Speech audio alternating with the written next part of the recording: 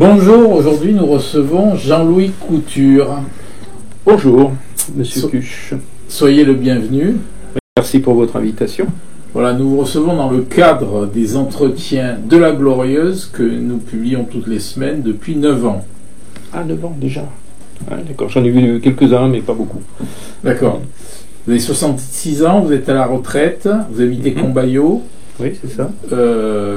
L'eau, c'est votre spécialité. Vous êtes expert international Afrique, Méditerranée, agronomie et socio-anthropologue. Voilà, c'est ça. J'ai fait 2 écoles d'agronomie, l'une plutôt au niveau tropical qui s'appelle l'ISTOM, et ensuite j'ai complété ma formation par un long cursus avec Supagro Montpellier qu'on appelait le CNEARC à l'époque, c'était la branche d'agronomie tropicale, et ensuite l'école des hautes études en sciences sociales en anthropologie, anthropologie sociale, pour faire le lien entre le technique et le social.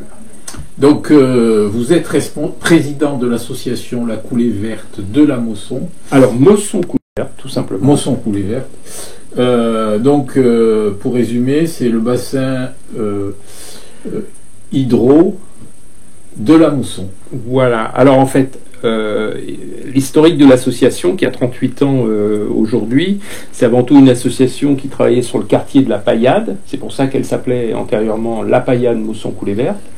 Le quartier s'appelle Mosson aujourd'hui, mais on dit toujours La Paillade, par commodité, et c'est à la fois, je dirais, une conurbation le long de la Mosson, de la rivière Mosson, mais c'est aussi le bassin versant de la rivière Mosson.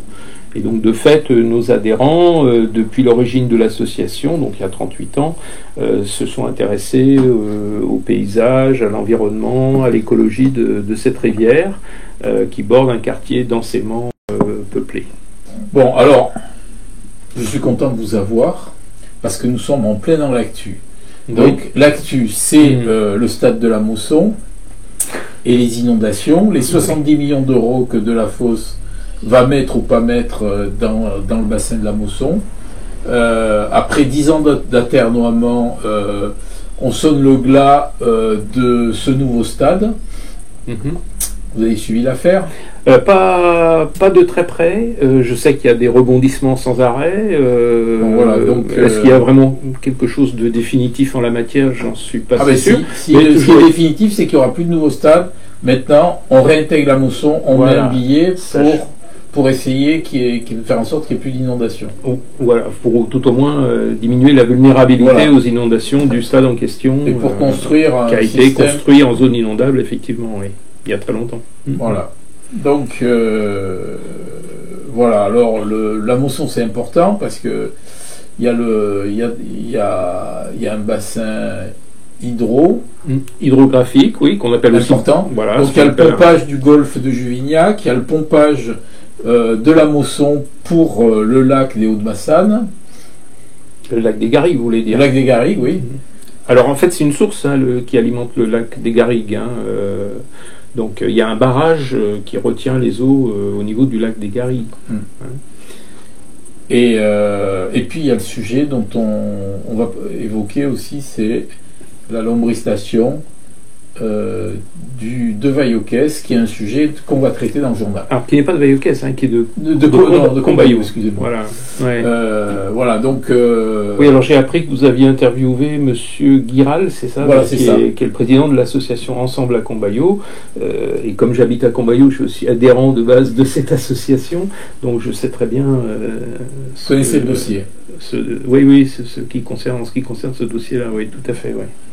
Ouais. Bon, alors le numéro 1147 de la Glorieuse, pendant que Montpellier is back on the map, le contribuable se serre la ceinture. Le titre c'est Road Trip, Clarhart, croqueuse de Miles. Ça vous inspire? Pas vraiment, non. Alors là, on vient sur le sujet qui va... Quand je lirai l'article, peut-être que je comprendrai mieux. Clarhart, vous voyez qui c'est? Oui, je vois qui c'est la responsable des relations internationales. Exactement. C'est ça, qui voyage beaucoup. C'est possible. Oui.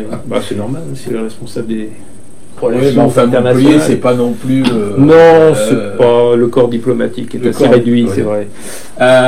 Donc la lombristation là, de Combayo est à bout de souffle. BOUE. Ensuite, on revient sur... Vous écrit ça. Oui. D'accord. C'est Oui, le oui, titre. oui. Ouais, tiens, c'est un beau jeu de mots, effectivement. Municipal, pour les écologistes, le printemps sera vert. On revient sur l'affaire toulousaine qui a des ramifications dans l'Hérault. Gardarem Loukachou, un hérolté au secours des pastilles de réglisse. Et ensuite, on se pose la question, est-ce que Delafosse peut être Premier ministre maire du Clapas? Non, le Premier ministre maire, pas Premier ministre. Mais bon, enfin voilà. D'accord, bon, quand je lirai l'article, je verrai plus clair peut-être. Bon, Jean-Louis, donc Oui. l'actu de la semaine, Jean-Pierre Ricot sur le stade, est-ce que c'est une bonne nouvelle de ne pas faire un stade en plus quand il en existe un? Bah, disons que le problème, c'est la contrainte du foncier qui est absolument énorme sur cette métropole qui a fortement grossi. Et donc, c'est vrai qu'il y a très peu d'endroits où on peut construire des stades et que, visiblement, c'était pas une bonne idée que de le faire à Laval non plus parce que c'est aussi en zone inondable là-bas. Et là où ça peut être effectivement dangereux, si j'en crois les habitants de Pérols et de Latte que je connais, c'est des parkings quand vous avez des spectateurs qui viennent et qu'il y a une inondation subite avec un épisode Sévenol qui se produit, là il peut y avoir du dégât, quoi. Donc, et bon, voilà, c'est pareil pour le stade de la Mosson. Alors, est-ce que c'est une bonne nouvelle ou c'est pas une bonne nouvelle? Qui reviennent au Bercail. sur son ancien site. Bah, le problème, c'est que visiblement, cette ville n'a pas trop le choix. C'est une question d'argent aussi, peut-être. Certainement, oui, il va y avoir, j'imagine, des montants assez colossaux pour diminuer la vulnérabilité aux inondations. Et j'espère que le plan de prévention des risques va être bien étudié en la matière. La coulée verte, c'est quoi? Alors, en fait, notre association, lorsqu'elle a été créée il y a 38 ans, elle est née de l'initiative d'habitants du quartier des Hauts-de-Massagne et du quartier de la Paillade, pour éviter que l'urbanisation ne vienne trop contraindre la vallée de la Mosson et qu'on vienne construire et bétonner jusqu'aux bordures de la Mosson. Alors bon, certains s'en sont pas privés après, comme du côté de Juvignac par exemple, vous avez un certain nombre d'immeubles qui sont juste en haut des gorges de la Mosson, puisque c'est un endroit où la vallée de la Mosson est quand même assez étroit et restreint. Ce qui accroît d'ailleurs sa dangerosité quand il y a des crues liées à des épisodes sévenols. Et donc à l'époque, les habitants s'étaient battus pour maintenir une coulée verte qui fasse aussi un espace de vie, de promenade, un espace récréatif pour les habitants, évidemment en dehors des périodes de crue. Et donc c'est tout ce cheminement qu'on peut emprunter à pied ou à vélo pour aller jusqu'à la source de la vie à Grabel et en longeant la rivière. Est-ce que la coulée verte bloque l'urbanisation donc dans ce coin-là, qui est cher quand même aux édiles de la métropole? Alors, pour l'instant, du quartier de la Mosson jusqu'à Grabel, l'urbanisation est quand même assez limitée le long du lit majeur de cette rivière, j'entends. Puisque la préoccupation des fondateurs de l'association, moi j'y étais pas à l'époque, c'était avant tout de préserver la faune et la flore, au-delà de créer cet espace récréatif et de promenade le long de la rivière, c'était aussi de garder l'authenticité, je dirais, écologique et naturelle de ces sites. Alors par contre, les extensions urbaines, elles se manifestent ailleurs. Il suffit de voir sur des images aériennes comment aussi bien Juvignac, même Grabel, qui est en voie de densification assez fort, on voit très bien qu'il y a quand même un processus d'urbanisation qui est très, très marqué, quoi. Est-ce que dans plutôt sur les hauteurs, quoi. Est-ce que dans les 70 millions d'euros là, pour le stade, il y en a une partie qui va être affectée aux crues de la Mousson? Quand je disais qu'il faut diminuer la vulnérabilité aux inondations, avoir un plan de prévention des risques, donc j'imagine que ça suppose des équipements de protection et aussi d'évacuation si les risques sont trop importants. Donc moi, c'est comme je vous disais à l'instant, c'est un dossier que je ne connais pas dans le détail. Donc, et vu que vous allez être impliqué là dans ce dossier. S'il y a une concertation qui se fait en la matière, j'imagine qu'il y aura une consultation publique ou une enquête d'utilité publique en la matière. Donc on sera sans doute consulté, le public sera consulté et chacun pourra s'exprimer comme ça a été le cas pour d'autres enquêtes publiques. Et plus bas là, est-ce que la Mosson est constructible n'étant pas inondable ou moins inondable Il y a des zones inondables sur la Vérune, Saint-Jean-de-Védas, etc. À tel point d'ailleurs qu'une des initiatives de l'établissement public territorial de bassin versant Lèze, Mosson et Tampes-Lavassien, qui regroupe les collectivités, les communes et les intercommunalités, et dont la métropole de Montpellier, a remis en espace inondable. Vous savez, cette ancienne société horticole qui avait des serres dans la plaine de la Vérune. Donc là, c'est un chantier qui se fait en plusieurs étapes, mais c'est un chantier de renaturation pour justement permettre un épandage des crues de façon à diminuer les risques à l'aval. Et en même temps, ça recrée une zone humide. Et donc là, il y a des fonds qui ont été investis par les collectivités et cet établissement public territorial de bassin pour justement renaturer ce milieu-là. Donc le risque d'inondation... C'est où cet endroit ? À la Vérune. À la Vérune. À la Vérune, voilà, près d'un vieux pont dont j'ai oublié le nom, mais un vieux pont qui fait un petit peu un verrou justement et qui retient les eaux parce qu'il a des arches trop peu développées. Et donc le fait d'avoir cette zone d'épandage de crues à cet endroit-là est intéressant, à la fois pour la renaturation, mais en même temps pour diminuer l'intensité de la crue. Et le lac des Garrigues, là, on en est où ? Alors, sur le lac des Garrigues, il y a des travaux qui ont été effectués ces dernières années, qui ont été inaugurés, je crois, il y a 1 an ou 2. Donc là, c'est le barrage qui a été refait pour des raisons de sécurité. Le lac est à nouveau rempli. D'après les membres de notre association qui y vont, par contre, ils remarquent que la vie écologique de ce barrage qui avait été vidé n'est pas totalement réapparu. Donc là, il y a visiblement des problèmes avec les chaînes, ce qu'on appelle les chaînes alimentaires, les chaînes trophiques. Donc il y a un certain nombre d'invertébrés qu'on ne voit plus. Donc on ne sait pas trop comment tout ça va se reconstituer. Par contre, point important que nous soulignent les habitants, dont certains adhérents de notre association, c'est d'abord, il y a toujours une attente par rapport à la possibilité de se baigner dans ce lac des Garrigues, chose qui jusqu'à présent n'est pas autorisée pour des raisons sanitaires et de sécurité.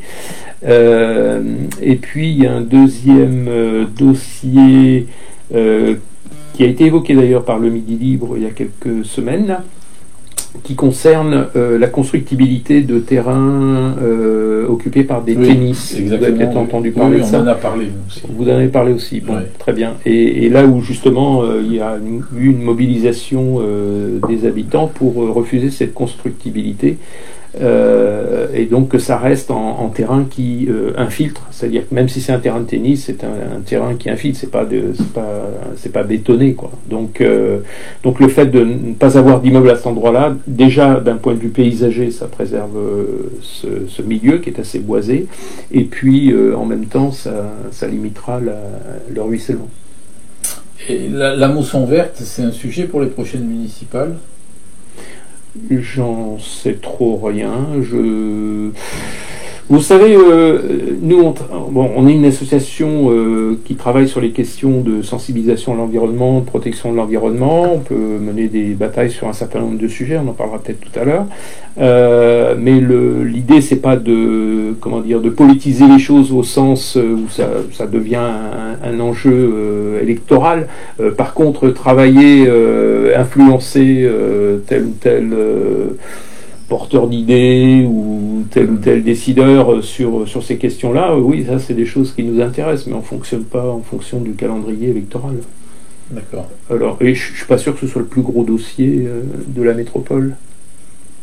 Je pense qu'il y a un gros dossier qui va certainement peut-être rebondir, c'est tout ce qui découle de l'enquête d'utilité publique sur le plan local d'urbanisme intercommunal, climat, puisqu'il y a un volet climatique, où là il y a donc toute une série d'observations qui ont été faites par les habitants, par les associations, par un certain nombre de choses, en particulier par les membres d'un collectif dont nous sommes adhérents, qui s'appelle le collectif Ceinture Verte de Montpellier. Oui, voilà. sûr. Donc là il y a un nombre d'observations, d'argumentaires ou de contre-argumentaires qui ont été développés, en particulier sur ce qu'on appelle des OAP, des orientations d'aménagement programmées, qui touchent certaines zones de la métropole. Il y a eu le cas des coteaux de Malbosc, des Sablassou à Castelnau, etc.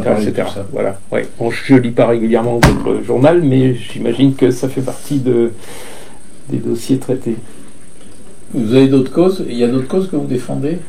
Alors, oui,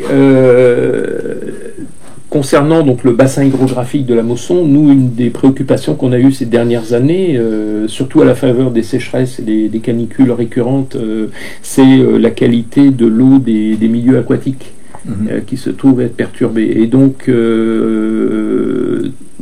dès 2021, on a noté qu'effectivement, il y avait des phénomènes d'eutrophisation, c'est-à-dire des phénomènes d'asphyxie, de manque d'oxygène dans l'eau, et de prolifération d'algues et d'herbes aquatiques. Et donc, s'il y a des proliférations d'algues et d'herbes aquatiques, c'est qu'il y a des nutriments qui sont présents dans l'eau, en particulier des nitrates et des phosphates. Donc, ces nitrates et ces phosphates, il fallait en trouver l'origine. Donc, en fait, on a remonté le cours de la Mosson jusqu'à Montarnoux, où se situent les différents ruisseaux qui forment les sources de la Mosson.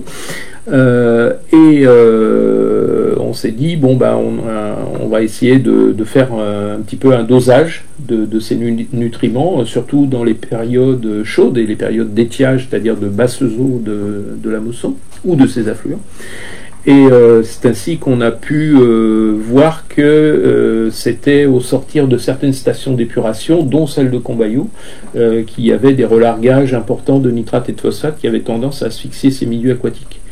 Et donc on a fait des mesures de manière répétée et on a interpellé l'intercommunalité de l'amont, qui est en charge du service d'eau et d'assainissement sur les communes du Grand Pic Saint-Loup, d'une part, donc avec son vice-président en charge de ce dossier. La commission locale de l'eau, on a pu, au niveau de l'établissement public de bassin versant, l'Aise, Mosson et Tampes-à-la-Bassée, on a pu présenter donc des résultats et donc entamer une discussion avec à la fois les représentants d'associations, de collectivités et les représentants de l'État en la matière. Et c'est à partir de là que l'État a un peu réagi après, je dirais, une période de silence sans doute un peu gêné parce que les normes réglementaires n'étaient pas respectées en termes de dose, de concentration de nitrate et de phosphate, ce qui expliquait l'asphyxie cétrivière. Pourquoi ils étaient gênés? Je pense parce qu'il y a un manque de... Alors, je pense que, l'interprétation qu'on peut en avoir, après en avoir longuement discuté, l'État, je dirais, manque de moyens en matière de police de l'eau et de contrôle, ça c'est une chose. Les personnels qui en sont en charge de ces services sont surchargés. Ensuite, le manque de coordination ou de transparence entre les collectivités, les élus et les services de l'État est problématique, et ce qui fait que notre rôle, nous, en tant qu'association, c'est de mettre les uns et les autres un petit peu devant leurs responsabilités. Et donc de faire un peu l'interface, quitte à interpeller les deux, aussi bien l'État que les collectivités. Parce que quand même, il y avait un tiers des stations d'épuration dans les communes du nord de Montpellier qui n'étaient pas conformes. Alors ça, c'est la grande surprise de cette année 2025 à la faveur de la sortie du schéma directeur eau potable assainissement du Grand Pic Saint-Loup. Effectivement, on a 14 stations d'épuration qui ne sont pas conformes sur les 41 existantes sur ce territoire-là. Donc ils rejetaient des nitrates. Et des phosphates. Et aussi d'autres substances, des produits médicamenteux. Et puis là où on a un souci, et c'est peut-être pour ça que vous avez interrogé Daniel Guiral, c'est qu'il y a aussi un souci bactériologique, c'est-à-dire que les eaux de nos toilettes vont dans nos stations d'épuration. Si elles ne sont pas soumises à un rayonnement ultraviolet dans des lagunages, les entérocoques, les coliformes, donc tout ce qui est bactéries, se diffusent dans le milieu. Et donc vous pouvez avoir des intoxications, alors soit pour les animaux domestiques, soit pour les baigneurs, les enfants qui vont dans les rivières, etc. Donc il y a toujours un certain danger. Et donc L'association Ensemble à Combayou avait interpellé l'agence régionale de la santé qui n'a strictement jamais répondu. Mais néanmoins, la préfecture a quand même réagi par rapport à cet aspect-là et a mis en demeure la collectivité Grand Pic Saint-Loup pour remettre en état donc ces stations d'épuration. Donc de fait investir à tel point que, décision relativement récente suite à une étude de bureau d'études techniques, un plan d'investissement décennal va être engagé avec 57 millions d'euros en matière d'assainissement et 80 millions d'euros en matière d'eau potable, à la fois pour diminuer les fuites, améliorer la qualité et la sécurité de l'approvisionnement en eau potable, mais aussi pour améliorer le service en matière d'assainissement et surtout donc éviter les surconcentrations de pollution, parce que tout ça se retrouve à l'aval, bien entendu. Une rivière, ça coule de l'amont vers l'aval, et donc vous retrouvez ça, vous retrouvez ça sur la métropole, et vous retrouvez ça sur les lagunes du littoral. Donc il ne faut pas s'étonner. Et moi, ce qui me surprend, même si... En fait, vous polluez les lagunes. L'amont... Directement. Entre autres, alors ce qu'il faut voir, c'est que la concentration démographique, la densité démographique est moindre sur l'amont que sur la métropole en tant que telle, bien sûr, mais effectivement, oui, s'il y a des relargages, il y a de la pollution de l'aval et du cours moyen de la rivière, ça c'est très clair. Bon, et pourquoi il n'y a pas beaucoup de bassins de rétention en fait? Alors, ce que je voulais dire par rapport à ce plan d'investissement, c'est qu'il a été décidé et voté récemment après un passage en régie publique du service d'eau et d'assainissement du Grand Pic Saint-Loup.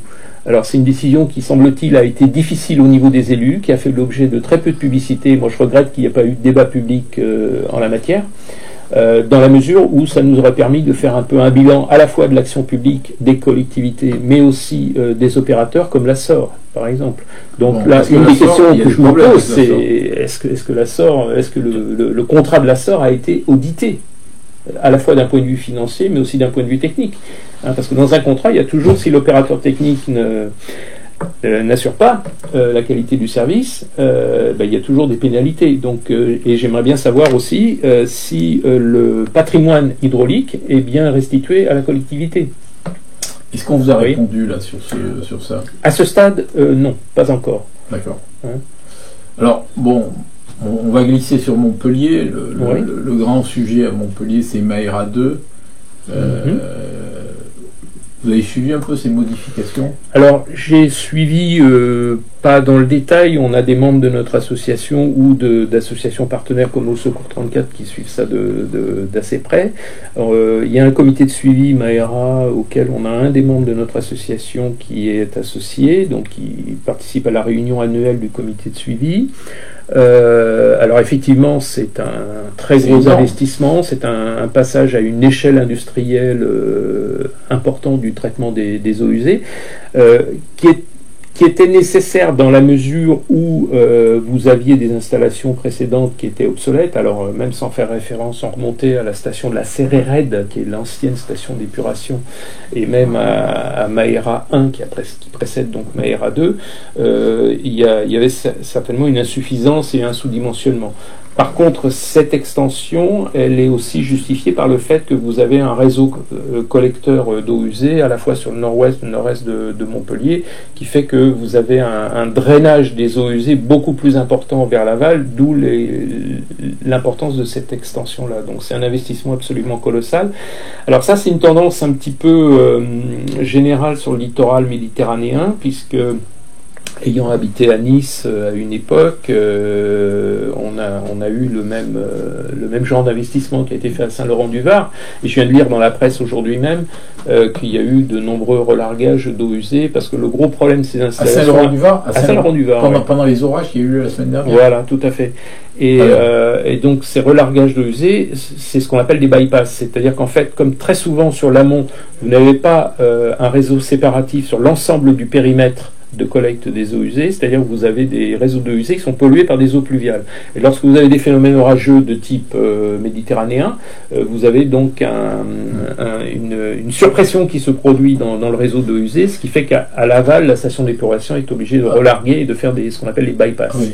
Donc ces bouffées polluantes là, qui sont terribles parce que ça amène beaucoup de nuisances sur les plages. Avec Maera 2, rassurez-nous, il n'y aura plus de bouffées polluantes. J'en sais rien, ça c'est plutôt le gestionnaire de nous le dire. Mais vous savez pas ça. Le terme bouffée polluante, je vous rappelle qu'il vient de l'association CAPNUBAM, la coordination des associations de protection de la nature de la baie d'Aigues Mortes, qui avait identifié le fait que au bout de l'émissaire de Maera, vous aviez donc des relargages par bouffée, en particulier parce qu'il y avait aussi des bypass. Alors tout cela avait été identifié et mesuré par toute une équipe de plongeurs, de surfeurs, etc. On l'avait fait. Ah d'accord. Nous on avait fait mais on était arrivé un jour où il n'y avait pas de bouffée, donc c'était nickel. Voilà, bien sûr, c'est des bouffées, c'est voilà, c'est comme quand vous fumez la pipe, vous larguez de manière discontinue. Voilà. Et donc le terme bouffée polluante, il vient de ça concerne l'émissaire en mer, qui est un émissaire qui fait 11 km de manière... Bon alors... Et il y a toujours d'ailleurs sur l'émissaire qui a été repris depuis, il semblerait que sur l'une des branches, parce ça se répartit sur plusieurs, comment on peut appeler ça, plusieurs sous-tuyaux, si vous voulez, il semblerait qu'il y en ait un qui dysfonctionne un peu par rapport aux autres. Bon. Mais tout ça est quand même mieux suivi que ça ne l'a été à l'époque. Et parce qu'il y avait une... Quelle époque ? Ça remonte à l'époque où CAPNUBAM était très actif, c'est-à-dire il y a 10-15 ans, à peu près. 15-20 ans. Et ils ont fait un travail remarquable en termes de suivi de ça. Mais il y avait une forme de négation à la fois de la collectivité, parfois de certaines institutions scientifiques aussi, et de l'administration. Et bon, de toute façon, on voit bien que maintenant il a fallu réinvestir pour faire Maera 2. Mais c'est une véritable extension industrielle, et ça reste quand même des installations et des technologies qui restent fragiles dans un milieu où les épisodes pluvieux risquent d'augmenter en intensité avec le changement climatique à l'avenir. Et ça concerne Toulon, ça concerne Marseille, ça concerne Nice, Saint-Laurent-du-Var, et donc ça concernera forcément Montpellier aussi. Donc c'est l'hyper-technologisation des process hydrauliques. D'accord. Alors, pour l'eau, aujourd'hui, on est passé en régie. Alors, sur Montpellier... Dans une grosse partie de la métropole. Tout à fait. Dans une pas partie... Pas partout, voilà. Parce que vous avez encore des communes qui relèvent du syndicat mixte Garrigue-Campagne. Cette mise en place et du syndicat Ballon-Blanc. Qui est un peu de Alors, le passage en régie, déjà, il fallait que ce soit une décision politique. Elle a eu lieu en 2014 lorsque Philippe Sorel a été élu, puisqu'il en avait fait un argument de campagne suite à la campagne de nos associations, et en particulier de Haut Secours 34, qui avait monté un collectif pour le retour en régie publique de l'eau et de l'assainissement, pour, mettre fin au contrat de délégation de service public de Veolia, dont le service était insuffisant. Donc, décision politique, et ensuite, création de la régie. Alors, ça n'a pas été simple sur plein de plans. Il y a eu le transfert du personnel, mais là, ça s'est relativement bien passé parce que la collectivité y a mis le paquet. Mais après, il y a eu des dossiers, aussi bien des dossiers techniques, des dossiers commerciaux comme le système de facturation, les logiciels, etc. Bon, donc il y a eu,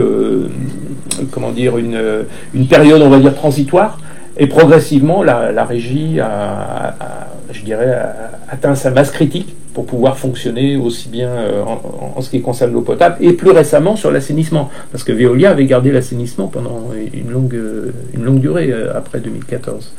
Et là maintenant, la régie concerne aussi bien l'eau potable que l'assainissement, c'est-à-dire l'ensemble du petit cycle de l'eau. D'accord. Voilà.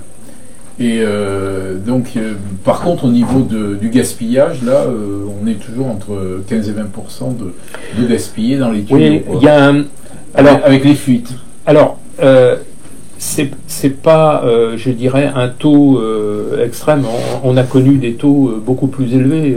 À Nîmes ou à Perpignan, on était à 40% de pertes avec la SOR. Avec la SOR, oui, tout à fait.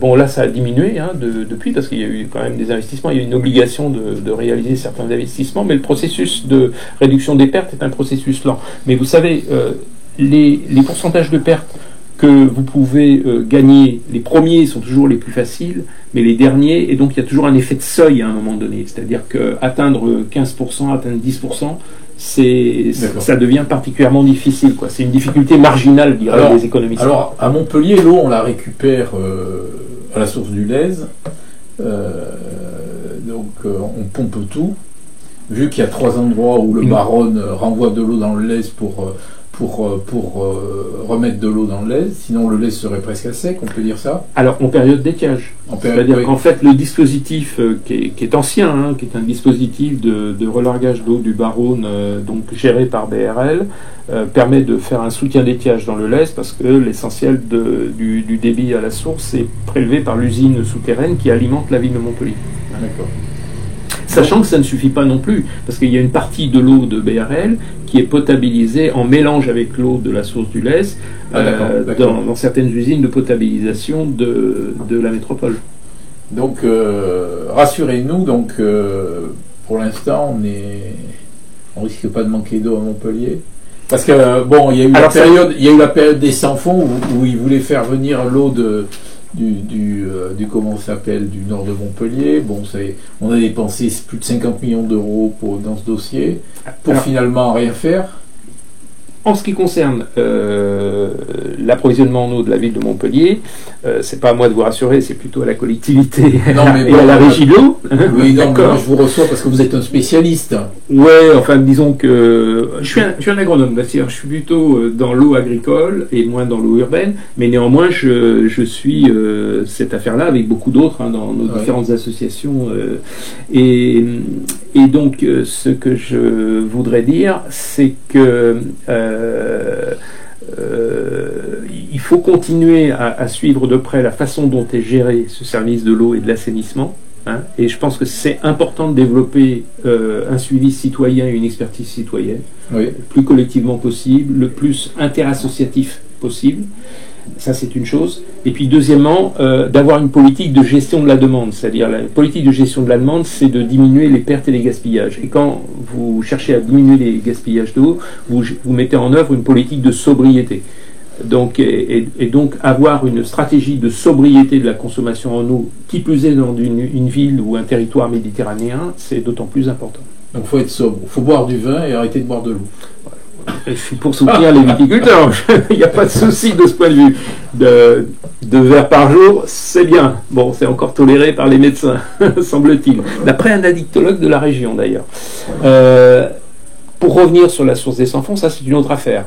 Il s'agissait d'un captage de cette source karstique des sans-fonds, mise en œuvre par le conseil départemental de l'époque, qu'on appelait conseiller général d'ailleurs, c'était à l'époque de Vézinay si je me souviens bien, alors qui a été un fiasco. Un fiasco parce qu'il y a eu une mauvaise analyse de la situation hydrogéologique et surtout parce que les installations démesurées à la fois d'installation de la plateforme de forage, et ensuite de démontage du forage après des essais qui se sont avérés infructueux a coûté extrêmement cher, a coûté des millions d'euros à la collectivité départementale. C'était l'époque où on était riche. Sans doute, oui, il faudrait expliquer ça à M. Béraud. Voilà.